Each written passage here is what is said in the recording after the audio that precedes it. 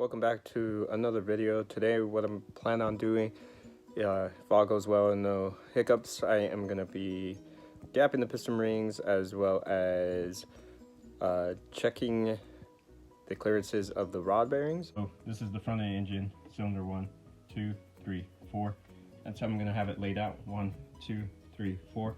And ensure that I have all the gaps correct. So even though I just got this from the machine shop, I still want to ensure that I have the correct rings in each hole.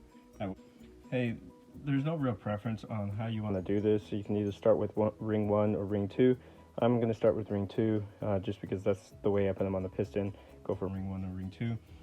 What you want to do is you want to press these pistons in, the rings in, my bad, not the pistons.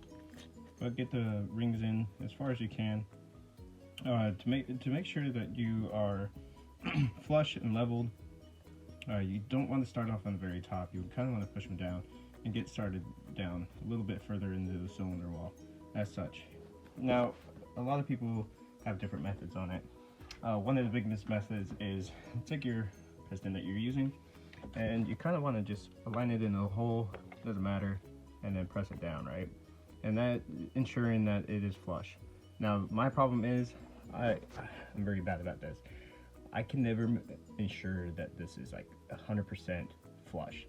I want to make sure that the ring twisted, because if it's twisted, you're changing the gap sizes, right? Because this can open, but as long as you're flat, you're perfect. Now, I found this little tool. It's a 3D printed tool.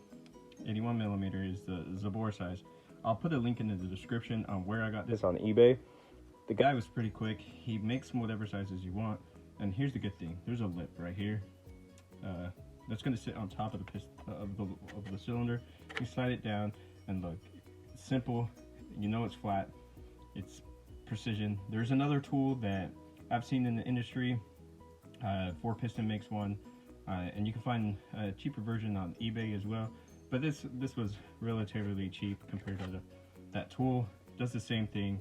Again, all I do is just press it in, and I make sure I put my finger inside and bring it up if I twist the piston a little too far, the ring in too far a little bit, and there you go. You know, bang. I know it's flush.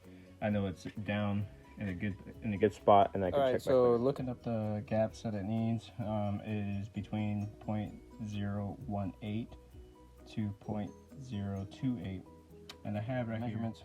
Sorry if you can't read it. That's 0.22, that's 0.21, and that is 0.20. So 0.22.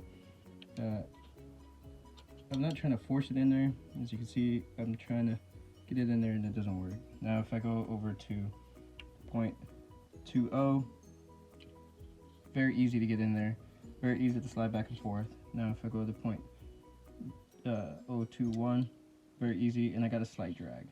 And that's what I want. So I want that slight drag. Now if I go back to this, I may have moved it because it's trying to make sure it's flush with my fingers against it, holding it down. And then again, I'll try it again with the 0.21. I'm very satisfied with that. It's just right in the middle of the gaps that I want.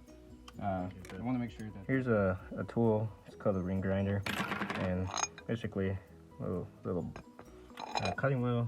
You place the ring against it. I like to keep it flat as possible.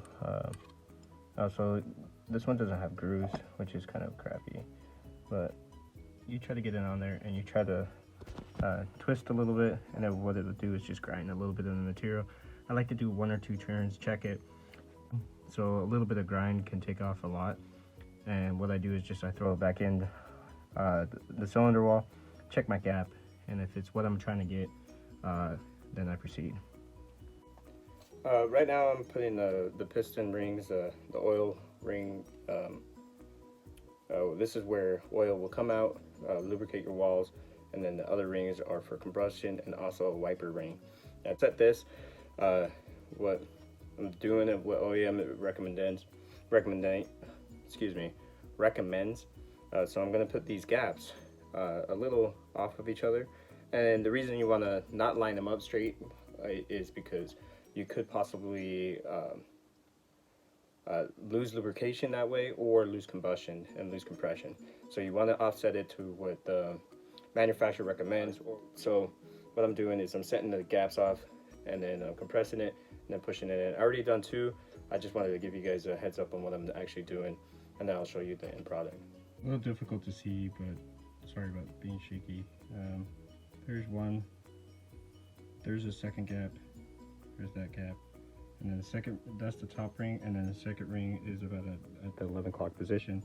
This one's about the 7 o'clock. Again, you know, follow OEMs specifically.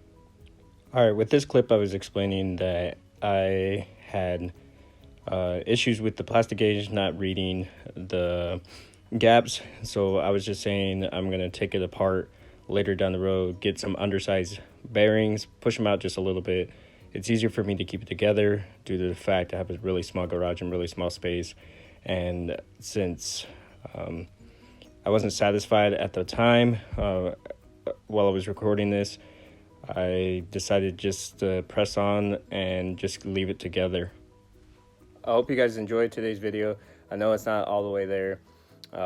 There is some few things, and I'd rather be transparent and show that, hey, I run into issues, and rather than saying, oh, look, I put it together, and then do it off camera on the side and be like, oh, this is clearances I have. I just want to show it work out the way they're supposed to, but you know, that's why you check things, and that's why if I had the proper tools, if I had the micrometers and that stuff, I could have ordered the bearings in the beginning without hesitation. I knew which ones I would be getting, and I knew the clearance was would be great, but I don't have that type of those tools. Maybe in the future I'll buy them, but as of right now I'm using plastigage, and it's been on. I've had great success with it before. So as you could tell, I've cleaned up, put everything away, and then I was looking at been reading about the clearances and undersized bearings. Now if I get some undersized bearings, they will be 0.025 millimeters under. Now looking at the clearances and what the manual says, I'll post a little picture here.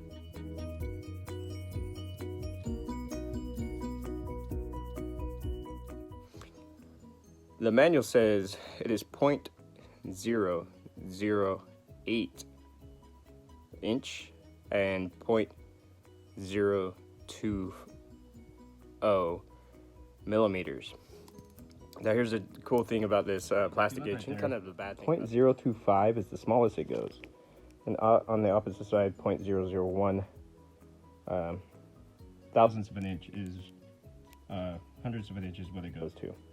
Now the book says the max and the minimal it can be 0.020 or 0.008.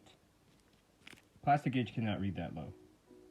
Now when I was squeezing it and making sure it was going just a little over the 0.25 and the 0.01, and since plastigage does not read that low down into that minuscule of a 0.025 is the minimal, is the most it goes, and it was just a little bit wider than that. I'm gonna call it good. I don't feel like it was just a hairline. Call it good. It's tighter than what I want, yes, but it's within the specifications, and realistically, I don't want to waste more time on this. I was concerned about it, but after just reading, and yeah, it's a OEM rebuild. I'm not building this for turbo. I'm not building this for high horsepower. I'm just building it for just to have fun with again.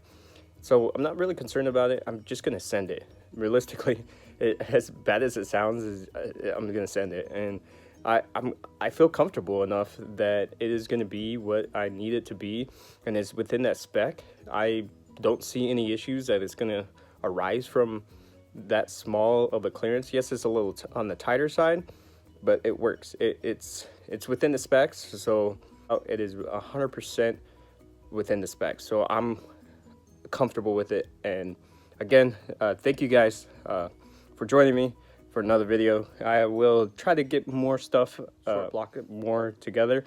I'm still missing a few pieces. I'm trying to Again, it's just been hard for me to get into the garage, and I'm about to PCS, so I'm trying to get a lot of it together, so to say. That way when I ship it, it's not a bunch of parts and I have to figure out where everything went. Again, thanks for joining me. Have a good night. Stay awesome. God bless. Peace out.